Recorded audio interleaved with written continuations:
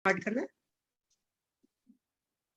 गीता अध्ययन के सेशन में आप सभी का स्वागत, जहां हम भगवत गीता के दूसरे अध्याय को पढ़ रहे हैं। आज बारी है श्लोक नंबर 49 की, जिसकी व्याख्या अभी हम राणा सर से सुनेंगे। शशि दीदी आज हमारे साथ है। दीदी से निवेदन कि 49 श्लोक के उच्चारण की हमें जानकारी दे दें। हाँ जी, सभी को मेरा प्रणाम। गुरुर् ब्रह्मा गुरुर्विष्णु गुरुर्देवो महेश्वर गुरुर् साक्षात् परब्रह्म तस्मै श्री गुरुवे नमः। तस्मै श्री गुरुवे नमः। श्लोक नंबर 49।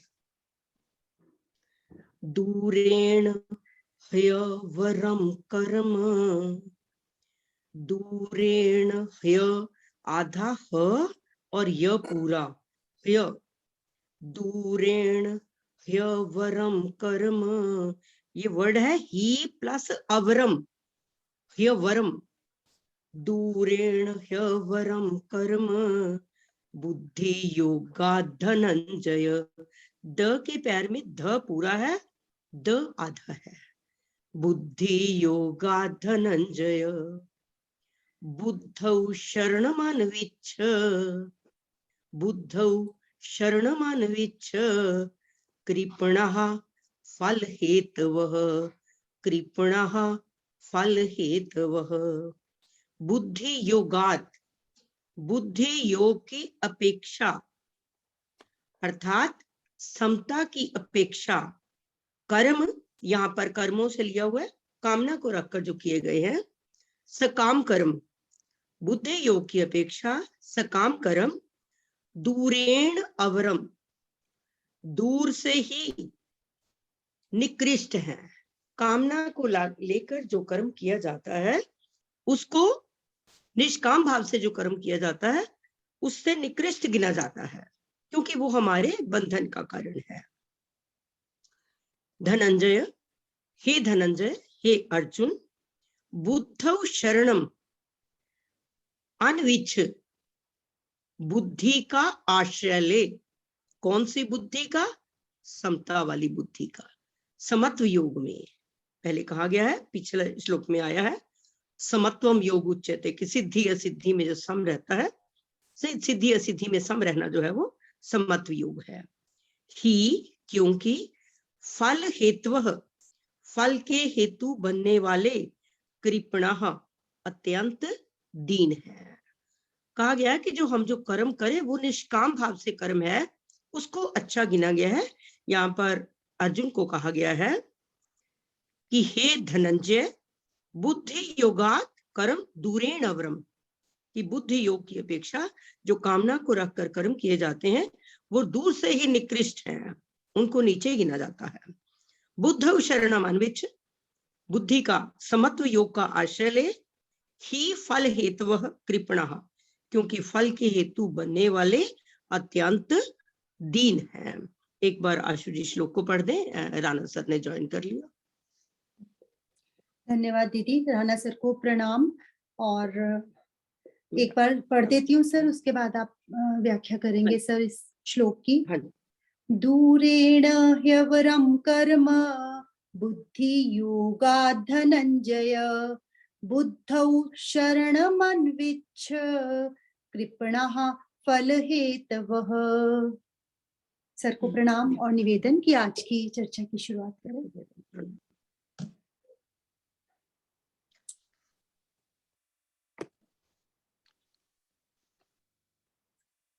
ओम वसुदेव सुतं देवं कंस चाणूरमर्दनं देवकी परमानंदं कृष्णं वंदे जगद्गुरुं।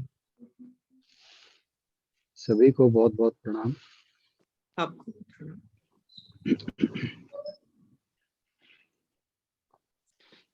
कल हमने 48वां श्लोक किया, योगस्थ कुरु कर्माणि संग त्यक्त्वा धनंजय सिद्धि शुद्धियो समो भूत्वा समत्वम योग उच्यते। तो यहाँ भगवान जी ने बताया कि सिद्धि और असिद्धि में सम रहना ही योग कहा जाता है। तो जो भी कर्म करने हैं वो योग में स्थित होकर करने हैं, यही धनंजय को कहा, अर्जुन को कहा।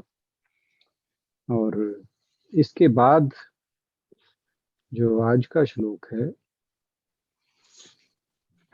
उसमें बता रहे हैं भगवान जी, आप दोबारा पढ़ेंगे कि मैं शुरुआत कर दूं? करते हैं सर, नहीं पढ़ सर। लिया। ठीक है, ठीक है। तो कहा कि बुद्धौ शरणमन्विच्छ, कि हे धनंजय तू बुद्धि की शरण ले। और उपनिषदों में जो अंतःकरण की निश्चयात्मक वृत्ति है उसे बुद्धि कहा गया है, ये उपनिषदों की परिभाषा है। और जो संकल्पात्मक वृत्ति है उसे मन कहा गया है। तो मन और बुद्धि में यहाँ दो भेद बताए गए हैं उपनिषदों में, कि जो निश्चयात्मक वृत्ति है अंतःकरण की वह बुद्धि है, और जो संकल्पात्मक है वह मन है। और जो संदेह और विक्षेप, संदेह तो हम जानते हैं डाउट, विक्षेप जब मन जो है वो भटकता है, उसे स्थिर नहीं रहता, उसे विक्षेप कहा। कि जो ये स्थिति है वृत्तियों की, ये मन है, ये मन है। और जो एकाग्रता है, शांति है, ये स्थिति मन की, ये बुद्धि है। और ये अंतःकरण की जो वृत्ति है जिसमें जो अंतःकरण है वो एकाग्र होता है और शांत होता है, वो बुद्धि है।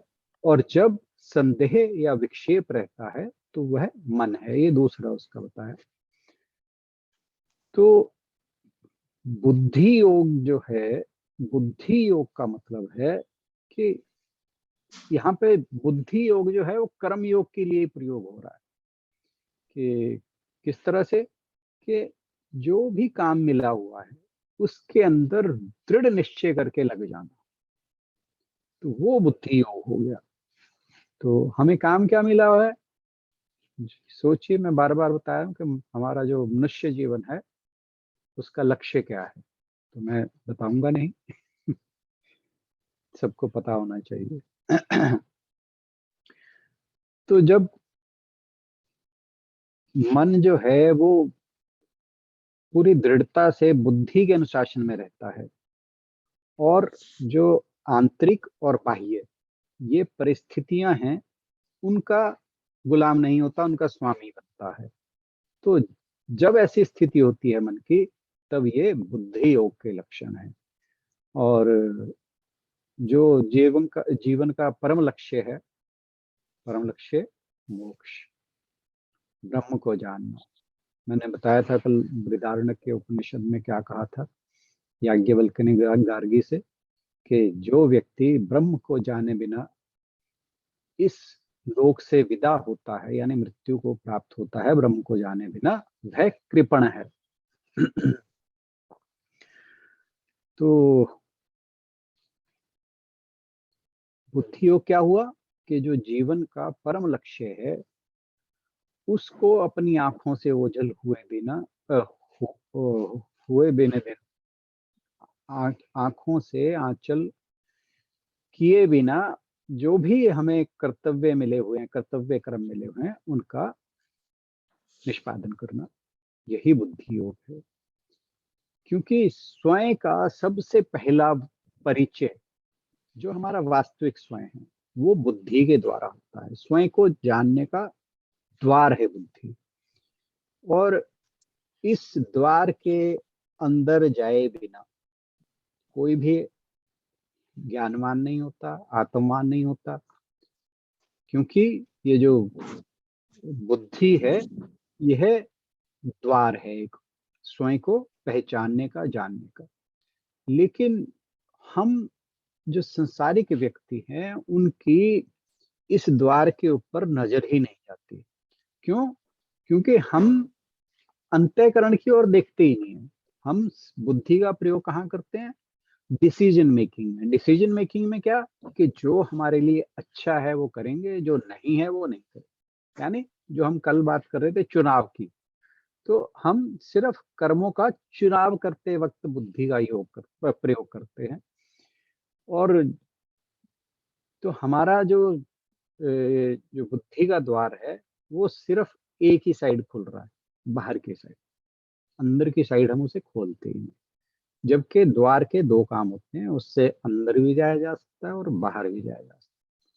तो जो बुद्धि रूपी द्वार है, जब तक हम उसमें सिर्फ बाहर जाने का काम करते हैं, जो अच्छा है उसे चुनना, जो बुरा है उसे छोड़ देना, तब तक जो हमारे कर्म है वो सारे के सारे सकाम कर्म रहते हैं।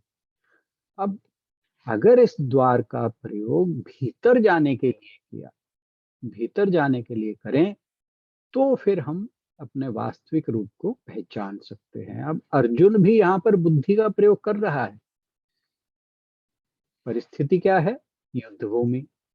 और उसकी मानसिक स्थिति क्या है कि वह अपने स्वजनों को देखकर युद्ध से टलने की सोच रहा है।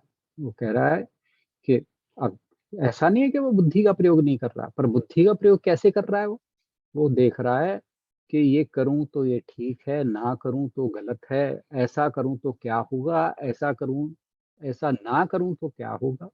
तो यानी ऐसा नहीं है कि वो बुद्धि का प्रयोग नहीं कर रहा है, बुद्धि का प्रयोग वो कर रहा है। लेकिन वो बुद्धि का प्रयोग किस लिए कर रहा है कि ऐसा करने से क्या होगा। क्या होगा का मतलब कि उसका क्या फल होगा।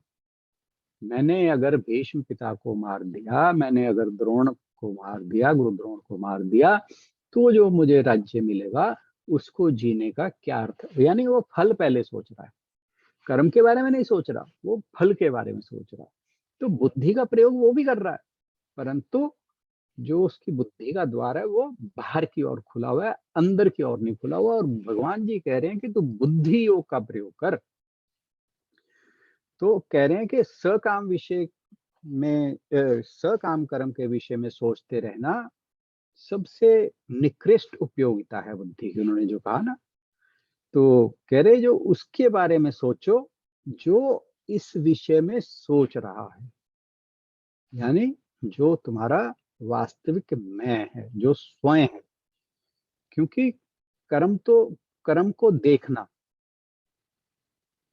और उसे ही करते रहना बुद्धि का निकृष्ट प्रयोग है। वो सिर्फ कर्म को देख रहा है कि मैंने ये किया तो ये होगा, ये किया तो ये होगा। तो ये कहा भगवान जी ने कि ये कृपणता पूर्वक जो है कर्म है। और ये एक रिसर्च में आया था कि हम लोग नहीं, जो जीनियस है, जीनियस लोग केवल 25% of their brain is used in genius. Genius जितने भी हैं, ये मतलब किस लेवल के, जैसे आइंस्टाइन वगैरह है, कि वो लोग भी सिर्फ और सिर्फ 25% ब्रेन का उपयोग करके गए हैं। तो अब जब उनकी बात ये हो रही है कि 25% है, बाकियों की तो आप सोच सकते हैं कि हम जैसे लोग जो हैं वो कितना बुद्धि का प्रयोग करते हैं। तो अब जो भगवान कृष्ण हैं, बुद्ध जैसे लोग हैं, स्वामी विवेकानंद हैं, परमहंस रामकृष्ण परमहंस जैसे लोग हैं, ये लोग वो हैं जिन्होंने अपने ब्रेन का पूरा प्रयोग किया। और ऐसा नहीं है कि ये लोग बस होली अब कोई ऐसा आएगा नहीं, आगे भी आते रहेंगे। लेकिन क्या है कि जो हम जो सामान्य कर्म करते हैं उसके अंदर बहुत ही कम बुद्धि का प्रयोग होता है। जैसे कहा ना कि ये रिसर्च में आया कि 25% ब्रेन सिर्फ जो जीनियस लोग हैं वो भी सिर्फ 25% ही कर पाते हैं। तो जो हम एक्चुअली क्या है कि ये जो मैं बातें बता रहा हूँ ये साइंटिफिक रिसर्च से आई हुई हैं कि हम 18 साल तक जो है वो अपने ब्रेन का यूज नई नई चीजें सीखने में करते हैं। उसके बाद हमारा माइंड जो है, ब्रेन जो है, वो कंडीशनड होता चला जाता है धीरे धीरे। बचपन से लेकर 18 साल की उम्र तक एक माइंड की कंडीशनिंग हो जाती है और उसमें जो जो चीजें फिट होनी थी वो हो जाती हैं। उसके बाद की जो लाइफ है, उसके बाद की लाइफ में वो जो चीजें सीखी हुई हैं, सिर्फ उन्हीं को यूज करके हम नई नई नए नए काम करते हैं। जो मतलब जो सीखने वाली प्रोसेस है वो वहीं तक होती है, उसके बाद नहीं होती। बहुत कम लोग हैं जो उस एज के बाद नई नई चीजें सीखते हैं। तो इसलिए कि बात क्या हो रही है कि भगवान जी इसको कह रहे हैं,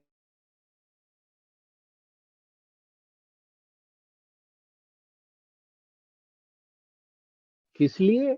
अपने स्वयं को जानने के लिए, अपने भीतर जानने के लिए, और उसे जानने के लिए जो ये ठीक और गलत का चुनाव करता है। ठीक है ना? क्योंकि चुनाव बुद्धि कर रही है, और बुद्धि को कौन प्रकाशित करता है? वो हमारा चेतना प्रकाशित करती है, जो चैतन्य रूप है।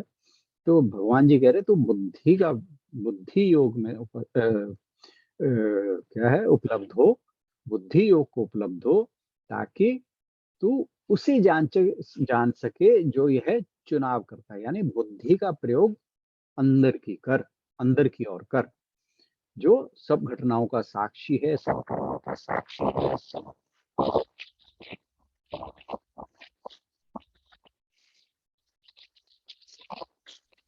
आवाज बंद हो गई सर।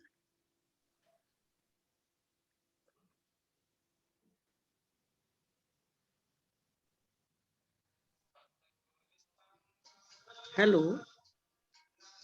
मेरे पास तो अनम्यूट ही है, अभी नहीं आ रही। नहीं अब आई आवाज। ब्रेक हो अब रही आई। है, ब्रेक हो रही है। तो कहाँ से मिस हुआ है?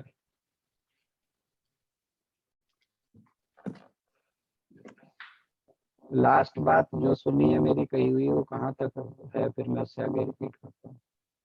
अभी भी सर है प्रॉब्लम, एक बार या तो लीव करके दोबारा ज्वाइन करके देखते हैं। ठीक है, हाँ, ठीक है, ठीक डिस्टर्बेंस है। है। मैं कौन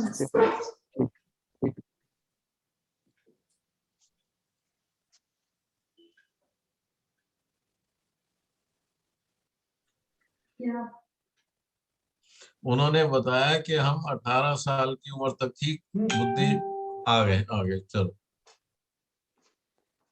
रिपीट कर दो, बता सर सर इसको। बात पूरी कर दीजिए, बत्रा सर प्लीज बात पूरी कर दो। हाँ नहीं, ओके ओके, राणा साहब ये बता रहे थे कि 18 साल की उम्र तक ही बुद्धि कुछ ना कुछ नया सीखती है, और उसके बाद जो सीखा होता है उसी को यूज करते हैं।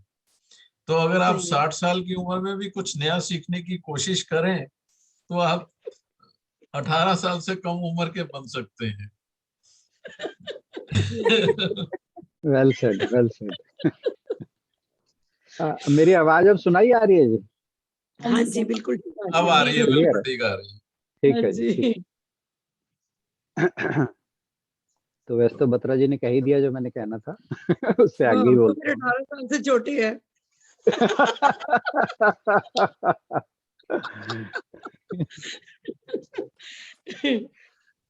तो भगवान जी अर्जुन को कहते हैं कि तू बुद्धि योग को उपलब्ध हो, तू बुद्धि का उपयोग जो है वो भीतर जाने के लिए कर, स्वयं को जानने के लिए कर, उसको जानने के लिए कर जो ये सब कुछ जो हम चुनते हैं कि ये करना है और ये नहीं करना है, जो उसको उसका साक्षी है, उसका दृष्टा है, जो वो चुन रहा है। चुन कौन रहा है? बुद्धि। बुद्धि इस समय जब ये चुनाव करती है तो वो बाहर की, जो उसका द्वार है वो बाहर की ओर खुला है।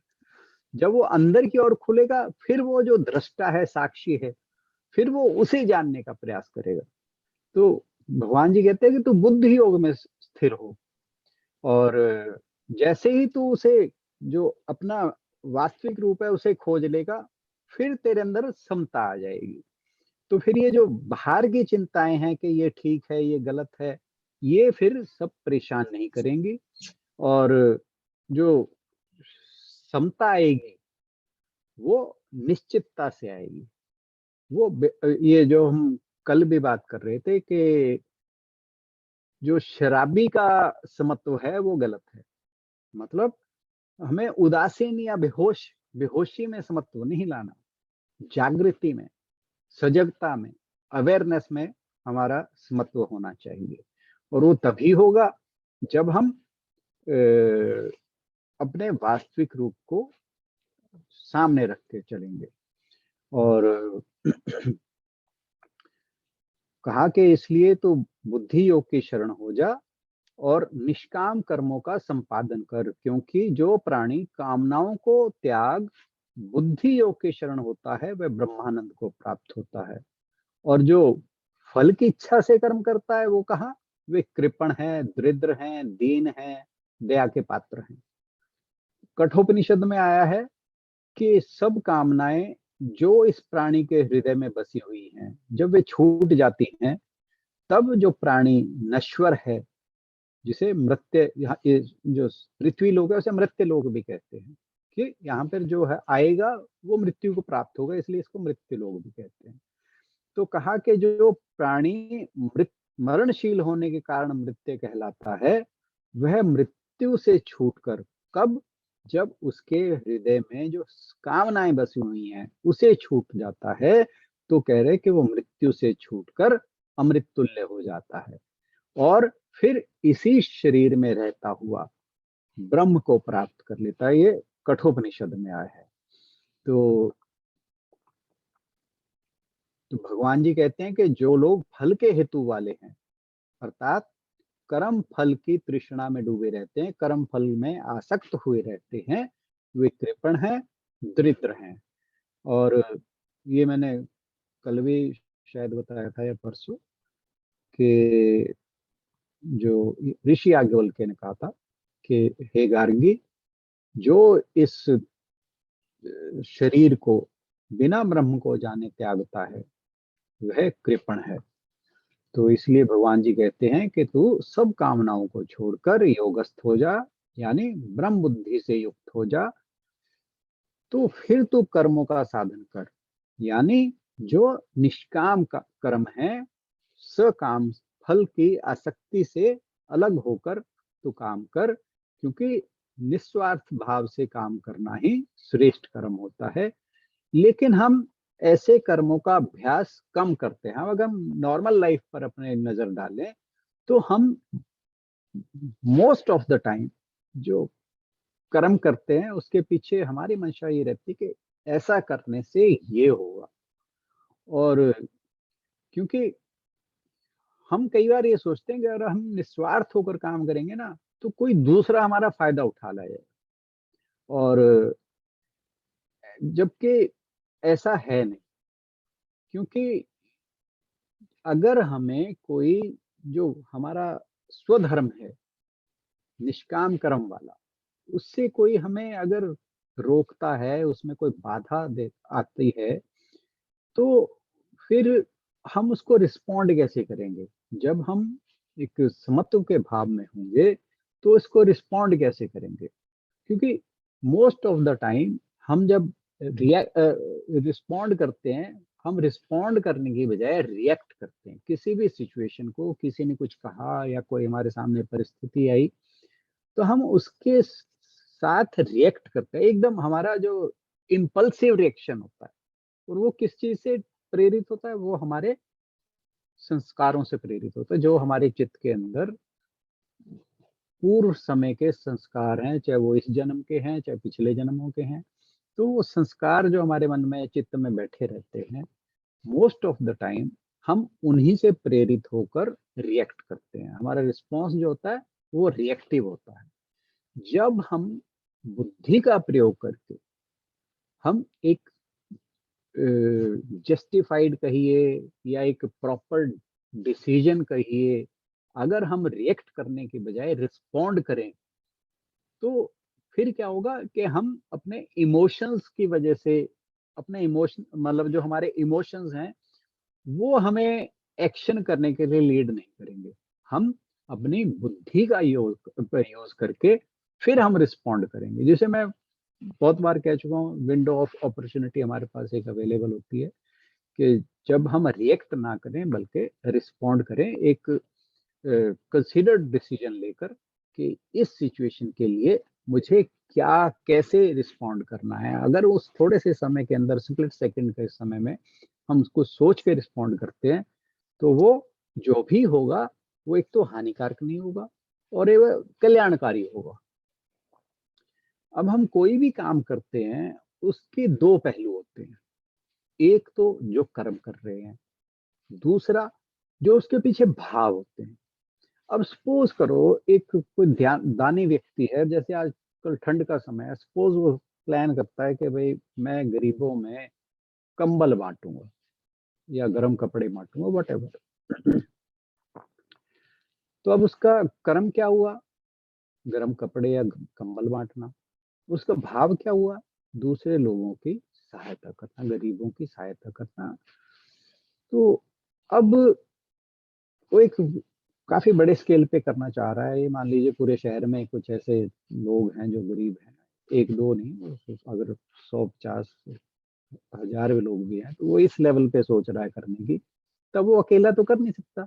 सपोज करो वो कुछ लोग हायर करता है, ठीक है, और उन्हें कहता है भाई ये कंबल बांटने और ये बताओ तुम ये कैसे करोगे। वो कहते हैं जी हम हर कंबल के मान लीजिए 100 रुपए लेंगे और सबको कंबल देंगे, गरीबों को ढूंढेंगे भी और उन्हें कंबल भी देंगे, ठीक है।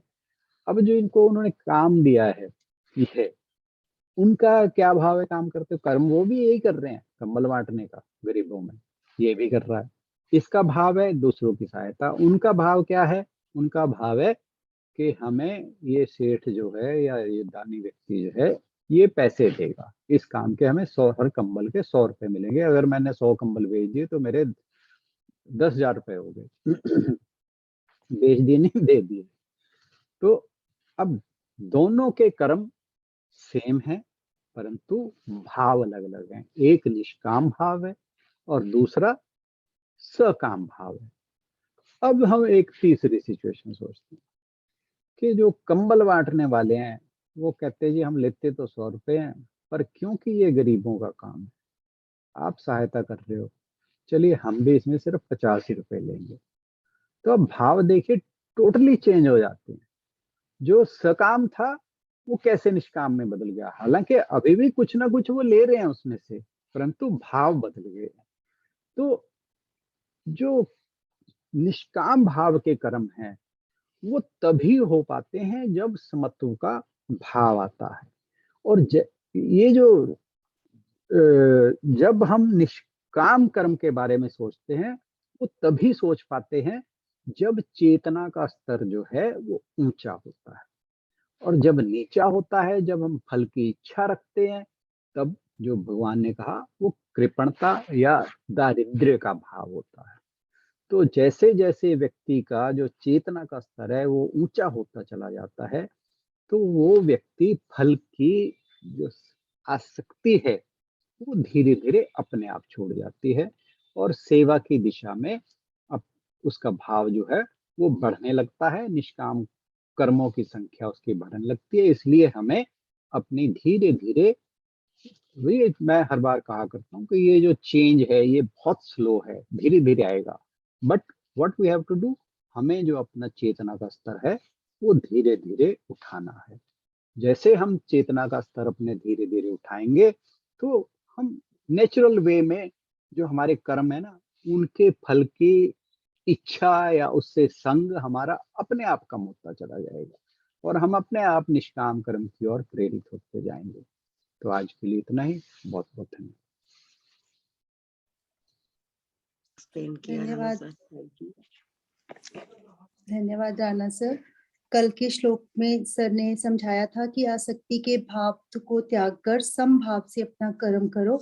और कल का सर का मैसेज बाद में ये भी था कि जैसे माँ भी पालना करती है और एक जो हम दाई रखते हैं या फिर मेड रखते हैं वो भी सेम काम करती है, लेकिन उसका कुछ स्वार्थ नहीं होता, वो कुछ आकांक्षा नहीं होती बच्चे से, वो सिर्फ एक अपना कर्तव्य निभाने के लिए ड्यूटी समझकर कर रही होती है। तो हमें प्यार माँ वाला देना है, लेकिन मन में यही होना चाहिए कि हमारा जो कर्म है वो वैसा ही हो जैसा ड्यूटी समझकर किया जाए, उससे कोई अपेक्षा ना रहे।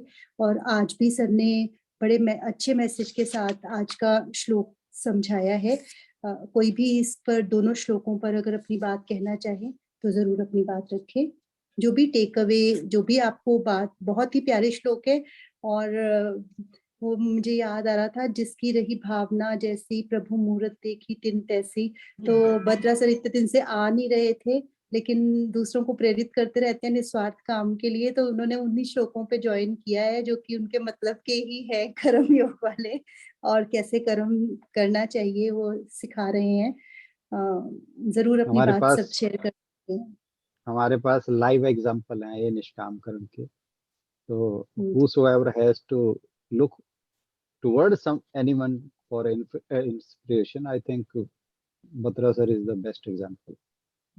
यस, बिल्कुल सही है। हमारा ग्रुप काफी बहुत लकी है। ज्यादा और कह रहे हैं आप, ऐसा कुछ नहीं है सब। नहीं नहीं, ये प्रैक्टिकली है। गीतांजलि बहन कुछ कहना चाह रही हैं। जी सर, प्रणाम सर, प्रणाम एवरीवन। सर यहाँ पे ना अभी जब आप श्लोक का एक्सप्लेनेशन कर रहे थे तो दो चीजों की बात बार बार होती है, समता का भाव और चेतना का स्तर। तो इसमें हमारे पूर्व जन्म के संस्कार भी बहुत बड़ा रोल प्ले करते हैं। ये बिल्कुल। मैं इसलिए कह सकती हूँ क्योंकि मेरे घर में 3 लोग ना डॉग लवर्स हैं, एनिमल लवर्स कह सकते हैं उनको। वो किसी भी एनिमल को देखते हैं तो वो बहुत ज्यादा उनको प्यार देते हैं और उनका ध्यान रखने की कोशिश करते हैं।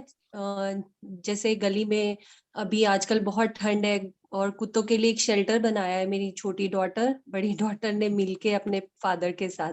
तो वो कभी भी उन डॉग्स को, छोटे छोटे पपीज को ना गोद में उठा लेते हैं।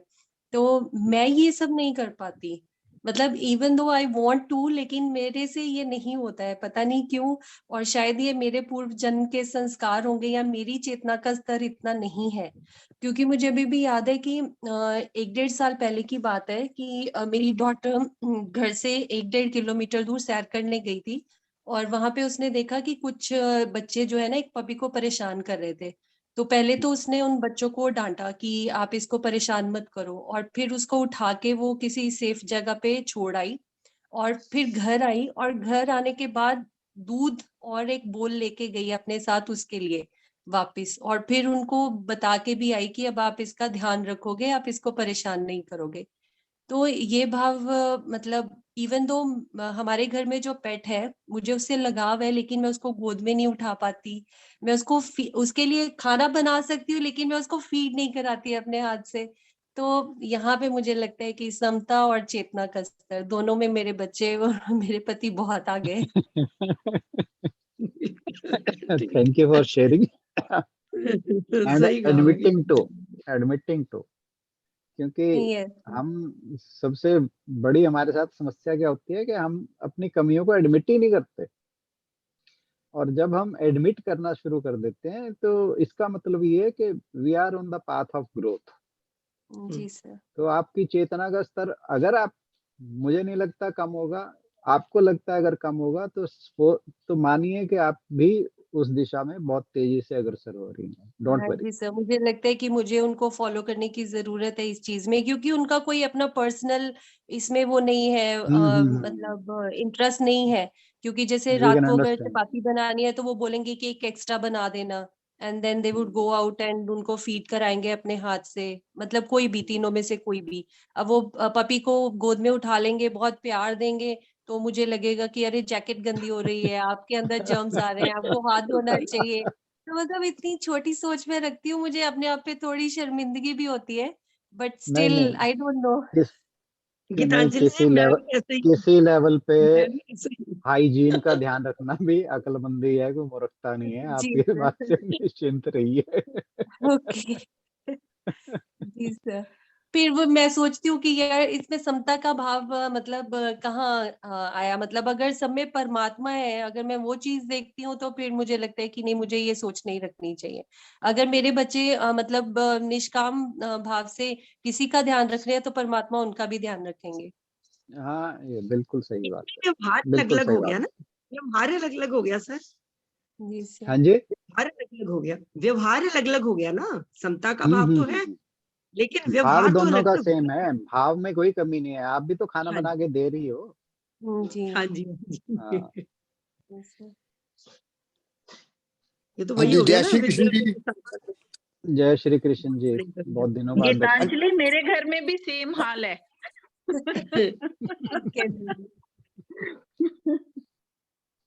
हाँ जी, हाँ जी, राणा हाँ जी। जी, हाँ जी, जय श्री कृष्ण नमस्कार। जी। जय श्री नमस्ते कृष्ण। जी। जैसे आज आपने कंबलों की बात बताई, मैं सेम कम मेरे साथ ऐसा हुआ। मैं गीता जी नगरी आते हुए जाया तो कार में, तो वहां पर पहले तो ना, वहाँ जहाँ बैठते थे ना, वहाँ दरियां, प्रभात जी हैं, सारी कमेटी थी, वो दरियां बनवाई थी, और दरियां पतली थी। तो वो कहने लगे यार जी कुछ मोटी दरियां बन सकती हैं। मैं बन जाएगा यार, अपना एक कपूर पैलेस वाले हैं, चल बनो, उन पर चले गए जी। तो जी उन्हें दरिया दुरियां ऐसे बना के भेज दी, पानीपत से भेज दी जी। वो बिछ गई। वहां पर दो लेडीज और थी, वो कहने लगी हमने ना गलीचे भी बनाने। मैंने कहा यार मैंने कम भी नहीं पता इनका, इन्होंने मैंने समझ लिया जो काम भी वही करा है। मैंने कहा चलो जी गलीचे भी। हम चले गए जी, एक हमारा आर्ट ऑफ लिविंग में थे अग्रवाल साहब, तो मैं उसके पास चले गया जी। वो लेडी भी चले गए, भाजी चले गए मेरे साथ। उसने जी फिर जो गलीचे उन्होंने बनवाने थे, वो कहते भाई ये पानीपत आपको मिलेंगे। उन्हें फैक्ट्री का नाम बता दिया, टेलीफोन कर दिया। तो जी मैंने कहा चलो जी मैं कार भेज दूंगा। वो कहने नहीं जी आप भी साथ चलेंगे। मैं चलो जी कोई बात नहीं, कोई बात। मैं चलो श्रद्धा इनकी भाई, क्या हमने पैसे इकट्ठे करेंगे जी। हम चले गए पानीपत, जी सरला हैंडीक्राफ्ट पे। मैं सरला हैंडीक्राफ्ट पे नहीं, कोई और नाम बताया था उन्हें। तो हम अभी पानीपत पहुंचे नहीं, तो प्रभात जी कहने लगे यार वहां पर ना गरवादरी फैक्ट्री वाले भी यहीं गए हुए। मैंने कहा वो मेरे बड़े ब्रदर के दोस्त हैं, उनके पास नहीं जाना यार, उन्होंने पैसे नहीं लेने। क्या चलो कोई बात नहीं, वैसे वो यहाँ के भगत थे। उन्होंने फिर भी क्या चल टेलीफोन करके पूछो भी अच्छी कहाँ मिलेंगी। हम आओ तो गए, उन पर टेलीफोन मना लिया जी। वो तो कहाँ मनने वाले थे। वो क्या तू यहाँ आ पहले, सारे काम छोड़। उन्होंने जाती बहुत सेवा सुवा करी जी। वो क्या कहाँ जा रहे थे हम बीमारी पास, हम यहाँ गलीचे देखो। उन्हें बढ़िया तो बढ़िया गलीचे वो कर दिए जी। और औरतों भी बहुत पसंद आए, क्या जी ये साइज के अपना साइज बन जाएगा। तो जी मैं क्या भाई चलो, मैंने कहा यो कम वही ना हो जाए जो पहले मैंने सोचा था। तो वो वही बात हुई उनके बीजे। और वो क्या जागपाल एक बात सुन ले, जो पैसे का नहीं कर दिया वहां बीजे कुटिया वास्ते। वो मैंने क्या, वो औरतें भी कह रही, वो बेचारे 20,000 पे क्या कुछ तो पाने, वो जब हटे ही नहीं। वो क्या ना सीता कुछ ना कुछ देने हैं। मैं कुछ ना कुछ नहीं देने जी। मैंने कहा पैसे पूरे देने हैं, जो इन्होंने देने। बाकी मैंने मेरी अपनी मर्जी थी, कोई जो देंगे राम थे, बाकी मैं पाऊंगा कोई बात नहीं। वो जी कहा मन है, उन्हें कोई पैसा पूछना लिया जी, बल्कि पैसे वास्ते ऐसी बात कह दी उन्हें बस जिसका कोई जवाब नहीं था। चलो जी आगे गलीचे गलूचे ये समझते रहे सारी भाई इसी ने दिए। ये आप कह रहे थे भी कंबल तो बंटे 100 रुपए वाले ने, वो कह 50 का दे दूंगा। 50 वाला कह रहा तू पीछे उठो मैं सारी मैं दे दूंगा। वो कम हो गया। फिर फैक्ट्री दरिया वास्ते मैं महीना उसको कहता रहा आ गई, वो पैसे बताओ। वो क्या यार जागवाद इतने टेलीफोन नहीं करे कर दे। मैं तो वो तो मन बना के दी थी, वो तो मैं अपने मन में पहले दिन सोच लिया था भाई मैं पैसे नहीं लेने आते। मैंने चाहे बिल्कुल यार बिल्कुल। थाने सारे ने यही कर लिया। और वहां बिरजू कुटिया वहां यूं है भाई, ये जागोपाल ने दरिया भी बनवा दी, गलीचे भी दे दिए। मैंने कहा मेरे तो मतलब आपका बिल्कुल मैं वही सोच रहा था जो आप कहते जा रहे थे ना भाई। 100 रुपए कंबल था सारे शहर में बांट रहे हैं। अगे 50 कंबल वाले ने कह दिया 50 रुपए। और कंबल वाले कह रहे तू रहने दे यार, मैं अपना भी बांट दूंगा सारे। हमारे साथ ये और कई जगह होता है। परमात्मा में संजर भेजते रहते हैं ना हाँ जी बिल्कुल, नहीं निमित्त तो कोई ना कोई बनता ही है जी। परमात्मा रूप। बिल्कुल कोई और अपने भाव रखना चाहें या कोई बात कहना चाहें तो हाँ। कहें। ये जयगोपाल जी जो बात बता रहे थे ना, वैसे ही मिलती जुलती, यानी बहुत लोग जो हैं सेवा इसलिए करते हैं कि समाज में थोड़ा सा नाम हो। कुछ लोग अगले दिन अखबार में नाम छपा होने के लिए सेवा करते हैं। बहुत कम लोग ऐसे होते हैं जो ये चाहते हैं कि सेवा होनी चाहिए, नाम नहीं आना चाहिए। नहीं तो हम तो कई बार देखा है कि हॉस्पिटल में एक पेशेंट को 2 केले देते हुए 10 आदमियों की फोटो जो है वो अगले दिन अखबार में छपी होती है। तो सही है। निष्काम भाव जो है वो बहुत ज्यादा जरूरी है। नहीं? बत्रा सर, जो निष्काम भाव है वो परमात्मा की लिस्ट में नाम आ जाता है। हाँ, बिल्कुल सही है। और कहते भी हैं कि अगर आप दान करें, सज्जे हाथ से दान करें, तो दाएं खब्बे हाथ को पता नहीं लगना चाहिए वो। वो परमात्मा की लिस्ट में आ जाता है। बहुत अच्छा। अंजू दीदी का मैसेज क्या है दोनों श्लोकों से? अंजू शर्मा जी, 2-3 मिनट है हमारे पास, उसके बाद हम समापन की ओर चलेंगे। अंजू जी, आप हैं क्या? हाँ हाँ, मैं जी, जी। हूँ। श्लोक इतने बढ़िया हैं, और वाकई जो कहा है उसको अपने अंदर ढालने वाली बात है कि निष्काम भाव से करना है काम, जो भी करना है, सोचना नहीं है, और जो काम करना है विद 100% देना है उसको। यही मेरा टेक अवे है कि जो भी काम करना है बहुत ही फोकस्ड 100% दे के करना है, और यही सोच के करना है कि परमात्मा के लिए कर रहे हैं, जो होगा अच्छा होगा, बस। बिल्कुल सही, बिल्कुल, बहुत बिल्कुल बढ़िया। सही। बहुत बढ़िया। तो यही मैसेज है कि जो भी काम करें माइंडफुल होना चाहिए। खाना भी कहते खाओ तो वो भी माइंडफुल, जबकि हम खाते नहीं, हम टेस्ट के हिसाब से ही खाते हैं कि जो जीभ को अच्छा लगता है वो खाते हैं, और एक बार भी सोचते नहीं कि उसका हमारी सेहत पर क्या असर होगा या क्या नहीं होगा। बात भी करें तो माइंडफुल। सर का जो कल का एग्जाम्पल था, एक शराबी वाला, कि शराबी पड़ा है और कुत्ते चाहे मुंह चाट लें या कुछ भी करता रहे, कोई आसपास गाली गलौज, उसको कुछ भी असर नहीं होता। लेकिन अगर यही कोई अवेयर है तो उसको तो वो सब चीजें महसूस होंगी। तो जो भी हमारे काम हैं वो अवेयर होके हमें करने हैं। मीन्स अगर हम किसी जैसे अर्जुन को भी अगर खड़े होना पड़ रहा है तो वो उसके अंदर भी उसे हर्ट भी होंगे, चाहे पितामह है, चाहे दुर्योधन है, तो कोई भी किसी को अच्छा तो नहीं लगेगा कि वो उनके अगेंस्ट खड़ा हो रहा है। लेकिन वहां उसका वो कर्तव्य बनता है खड़े होने का, तो इसलिए उसका वो खड़ा होना, वहां पे वो उस युद्ध के लिए तैयार होना जरूरी है। और तभी उसे इतना मनाने का प्रयास किया जा रहा है कृष्ण जी के द्वारा। सर ने बहुत सोचकर सेकंड चैप्टर चुना था कि यदि सेकंड चैप्टर समझ में आएगा तो पूरी गीता इसका मतलब समझ में आ जाएगी। और सर और एक मुझे बार लगा था लगता है कि हमें राणा जी ना हर चैप्टर को ऐसा बना देंगे।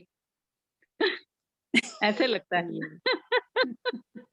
सबकी कि हर शराब भी चैप्टर छिटवा इतना देंगे, ये सबकी है। शराब भी छिटवा देंगे। पर इन्हों अच्छा, ज्यादा एक ना बात कहा और करो कभी, आशु, और कोई हाँ जी, कि जो आप कह रही हो कि माइंडफुल होकर के करना है, मुझे लगता है सबसे पहले जो काम माइंडफुल होके करना है वो है सांस से माइंडफुल होके लेनी है। तो शायद एग्जैक्टली।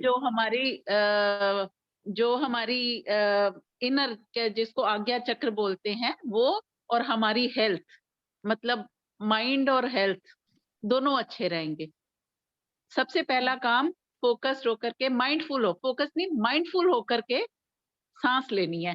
आज से हम यही सोचें कि दिन में कितनी बार हम माइंडफुल होके सांस लेते हैं। तो ये बिल्कुल वाली बहुत सही अच्छा कहा एक्सरसाइज आपने, शुरू करनी है। बहुत बिल्कुल अच्छा सही कहा, कहा थैंक यू। आपने। आज सुबह के सत्संग का भी सर यही मैसेज था कि एक बच्चे को बेस्ट यूनिवर्सिटी में डाल दिया, उसके अच्छे से टीचर्स मिल गए, सब कुछ उसके पास है, लेकिन फिर भी अगर वो वहां जाके पढ़ाई नहीं करता तो उसे मूर्ख कहा जाएगा। ऐसे ही हमें परमात्मा ने मानव जन्म देके अगर भेजा है और फिर भी हम आके यहाँ पर अगर उसका हिसाब नहीं रख रहे तो वो हमारी मूर्खता ही कहलाएगी। बहुत बहुत धन्यवाद आज के चर्चा के लिए। बात की चर्चा बहुत ही बढ़िया रही, सबने अपने भाव व्यक्त किए। सर को प्रणाम और निवेदन की समापन की ओर चलिए। ओम पूर्णमदः पूर्णमिदं पूर्णात् पूर्णमुदच्यते पूर्णस्य पूर्णमादाय पूर्णमेवावशिष्यते। ओम शांति शांति शांति। प्रणाम सर। बहुत सार्थक रही आज की चर्चा। आप सभी के सहयोग के लिए बहुत बहुत धन्यवाद। आज काफी संख्या में सब लोग आए हुए थे, 30 के करीब लोग थे, और गुलदस्ते के सभी फूलों से, सभी रंगों के फूलों से ही गुलदस्ता सुंदर लगता है। नरेंद्र सर भी हैं, शशि दीदी भी हैं, सभी विद्यमान हैं। सभी का बहुत बहुत धन्यवाद। कल मिलते हैं अगले श्लोक के साथ। इससे पहले बत्रा सर से अनुरोध कि जाते जाते एक ठहाका लगवा दें सभी को।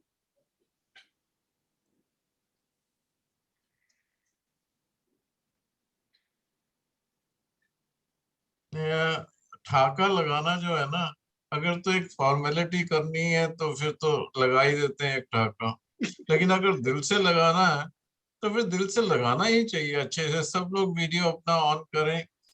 हम लोग आदमी और जानवर में यही फर्क है, जानवर जो है हंस नहीं सकता, सब कुछ कर सकता है, खा सकता है, बच्चे पैदा कर सकता है, अपना वंश बढ़ा सकता है, लेकिन मुस्कुरा नहीं सकता। और आदमी जो है वो मुस्कुरा सकता है। तो आप लोग सब लोग एक बिल्कुल हल्का सा एक स्माइल पहले पास करें। जैसे कोई जा रहे हैं ना, सैर करते तो सामने से कोई आ रहा है तो याद नहीं आता कि इसको देखा है, कौन है, तो हल्की सी स्माइल करके चल देते हैं। भाई अगर जान पहचान वाला हुआ तो ठीक है, नहीं हुआ तो भी ठीक है। फिर थोड़ा सा जाते हैं तो पता लगता है नहीं नहीं ये तो जान पहचान वाला अपने गली में ही रहता है, तो फिर स्माइल थोड़ी सी बढ़ी है, और फिर एक और थोड़ी सी और बढ़ी, याद आ जाता है ओहो ये तो 314 नंबर में रहते हैं, वही है। तो फिर थोड़ी और बड़ी हो जाती है। और फिर जब पक्का लगता है हाँ इसके साथ तो हमने बीकॉम करी थी, इतने साल हो गए, तो फिर एक जोर से ठहाका लगता है। तो पहले हल्का सा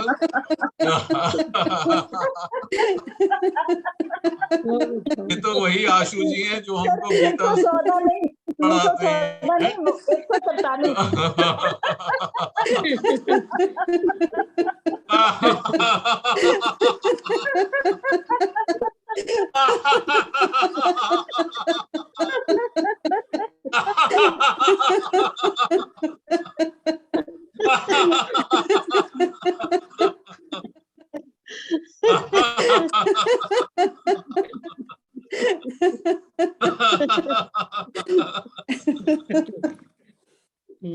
थैंक यू।